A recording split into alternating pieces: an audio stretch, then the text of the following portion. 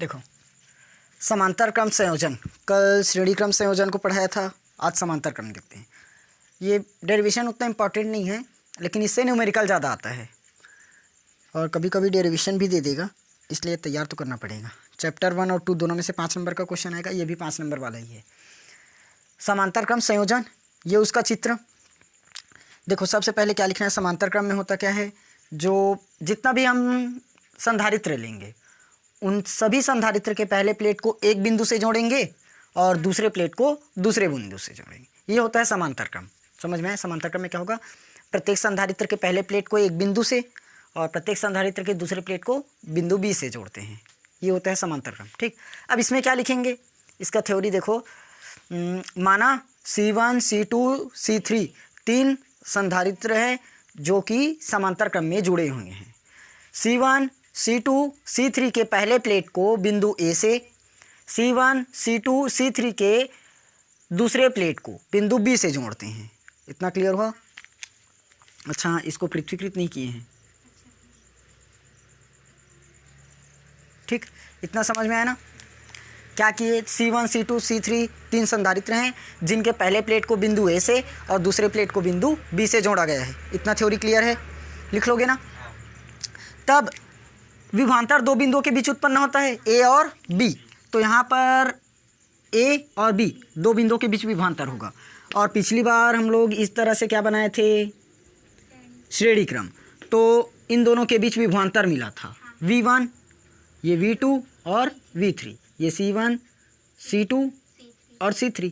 इसमें क्या किए थे, I धारा प्रवाहित किए थे मतलब आवेश दिए थे, सॉरी, इसमें क्या किए थे, आवेश प्रवाहित किए थे। सेम था ना? ये हमारा श्रेणी क्रम और ये समांतर क्रम, दोनों में अंतर समझते चलना।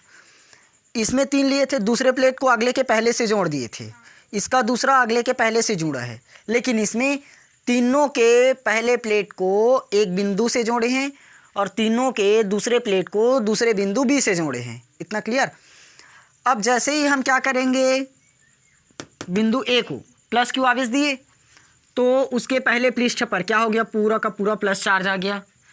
तीनों संधारित्र के पहले पृष्ठ पर, मतलब पहले प्लेट पर प्लस चार्ज आ जाता है। प्रेरण की क्रिया के कारण अगले प्लेट के समीपवर्ती तल पर, ये समीप वाला है, माइनस चार्ज आ जाता है और इसके दूरवर्ती तल पर प्लस चार्ज आ जाएगा। अब प्लस चार्ज ये आ गया, लेकिन इन तीनों का संबंध किससे है, बिंदु B से, और B का संबंध कहाँ से है, पृथ्वी से। तो इसका पूरा का पूरा प्लस चार्ज कहाँ चला जाएगा, पृथ्वी में चला जाएगा। ये थ्योरी लिख लोगे? समझना, अब एक बार पूरा डिटेल में बता रहा हूँ।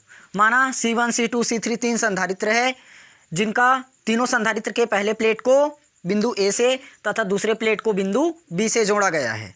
क्लियर?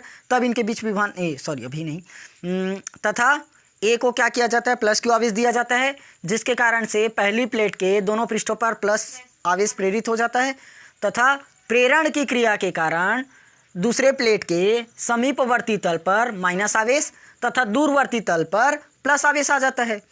चूंकि दूसरे प्लेट का संबंध पृथ्वी से है, अतः दूसरे प्लेट का प्लस चार्ज कहाँ चला जाएगा, पूरे पृथ्वी में चला जाता है। ठीक, और प्लेट B पर सिर्फ माइनस आवेश ही रह जाता है। समझ आया? ये A और B क्लियर हुआ ना? इतना लिख लोगे थ्योरी में, या लिखाना पड़ेगा? नहीं पड़ेगा ना? तब इनके बीच विभवांतर क्या उत्पन्न हुआ है, V।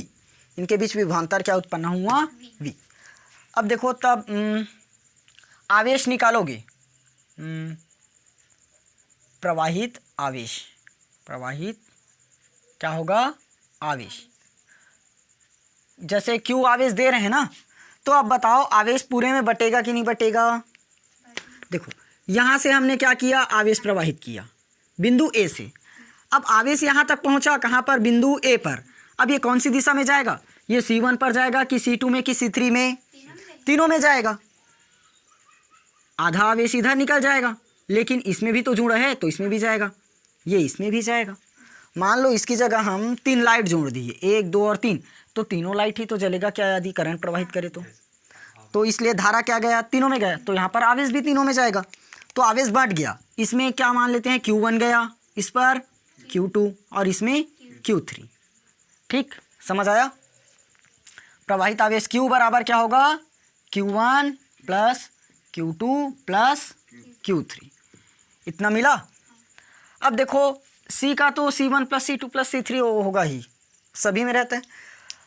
अब क्या निकालेंगे, विभव या विभवांतर, दो बिंदुओं के बीच विभवांतर V बराबर, पढ़े हो V बराबर C इज इक्वल टू क्या निकाले थे, देखो Q प्रोपोर्शनल में V निकला था, तो Q बराबर में CV निकाले थे। तो यहाँ से यदि हम लोग V का मान निकाले तो क्या होगा, Q बटे में C। V बराबर क्या होता है, Q बटे में C, ये हुआ। तो अब यहाँ से Q का मान क्या निकला, CV, तो यहीं से निकाल सकते हैं, डायरेक्ट रख दो। सबसे पहले अच्छा विभव निकाले ना, Q बटे में C, Q बटे C। अब यहाँ से यदि हम लोग आवेश निकालें, देखो आवेश क्या है हमारे पास, Q बराबर Q1 plus Q2 plus Q3, हमें किसका मान चाहिए, Q का, तो Q बराबर यहाँ से क्या होगा, C इंटू V, Q बराबर क्या होगा, C इंटू V होगा। अब हमें Q1 भी चाहिए, तो यहाँ क्या निकालेंगे, Q1 क्या निकलेगा, C की जगह C1, पहले प्लेट है तब, और C1 के बीच विभवांतर क्या है, V, तो C1 इंटू V होगा। Q2 बराबर क्या होगा, C2 V, V नहीं बदलेगा क्योंकि V एक ही है, विभवांतर तो एक ही है A और B के बीच। अगर C1 में V1 होता तो हम यहाँ पर C1 V1 करते, लेकिन है नहीं, तो वैसे ही Q3 बराबर C3V।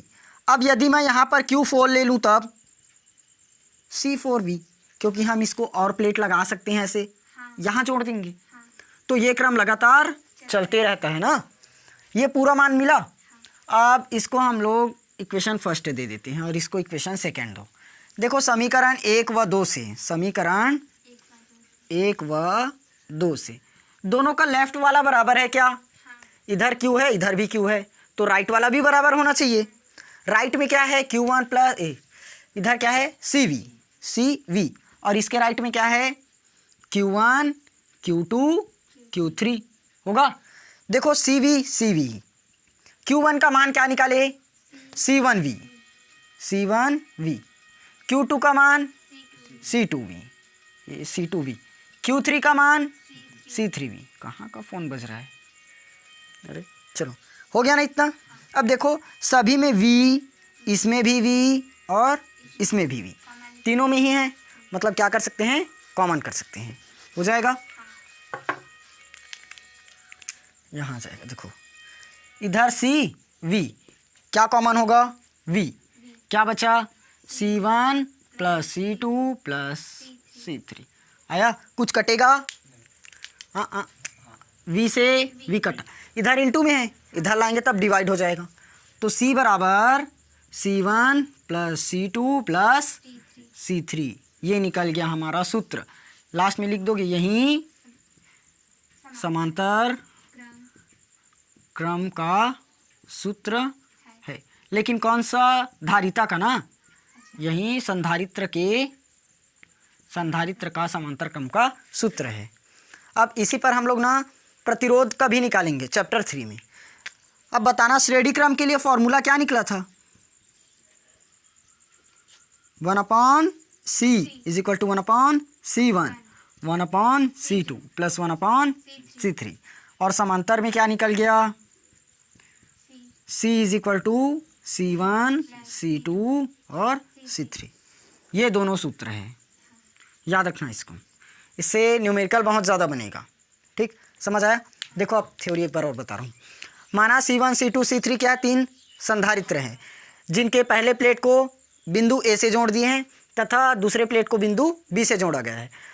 माना A को प्लस Q आवेश दिया जाता है, तब पहले प्लेट पर प्लस चार्ज फैल जाता है तथा प्रेरण की क्रिया के कारण प्लेट B के, इस प्लेट को नाम दे देना X और Y, ठीक, तथा प्लेट दूसरे के, मतलब दूसरे प्लेट पर माइनस चार्ज आ जाता है और उसके दूरवर्ती तल पर प्लस चार्ज आ जाता है। चूंकि इसका संबंध कहाँ से, पृथ्वी से, अतः प्लस चार्ज कहाँ चला जाएगा, पृथ्वी में चला जाएगा, और B पर सिर्फ, मतलब Y पर सिर्फ माइनस चार्ज रह जाता है तथा इनके बीच विभवांतर V उत्पन्न होता है। हो गया।